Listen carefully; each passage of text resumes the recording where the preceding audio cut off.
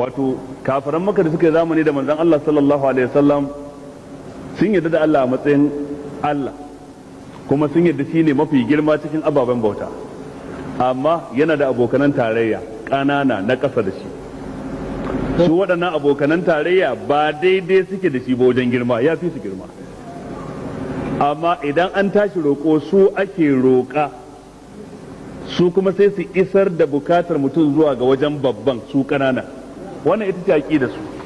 Da haka suke da rantsuwa kala biyu. In sun tashi rantsuwa ƙarama sai su rantse da Lata, su rantse da Uzza, su rantse da Manata, su rantse da Hubal da dukan waɗansu gumaka da suka yadda da su. Amma idan suka tashi babban rantsuwa to sai mutum ya ce na rantse da Allah, to ya je ƙarshe kenan, ya san ba rantsuwa da tafi ta girma. Wato su a aƙida su waɗancan ba sa'annin Allah bane ba, da Lata da Uzza da Manata duk ba sa'annin Allah bane ba, ƙasa suke da Allah.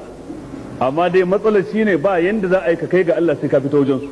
Da haka suka ce ma na abuduhum illa li yuqarribuna ila Allah zulfa, ba abin da sa muke bautata musu sai dan mu kamun kafa da su kusanta mu zuwa ga Allah, su kusanta mu zuwa ga Allah. Haka suke faɗa, wai a kusanta su zuwa ga Allah subhanahu wataala.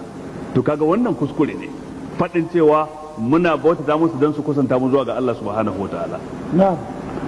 To da haka a nan gurin sai ubangiji ta'ala ce wa aqsamu billahi jahada aymanihim, sun yi rantsuwa da Allah wadda ita ce kololuwar rantsuwarsu.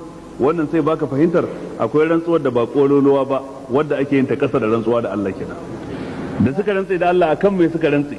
La in ja'atuhum ayatun la yu'minunna biha, in har wato ainihin aya za ta zo musu. Abinda ake nufi da aya a nan gurin mu'jiza,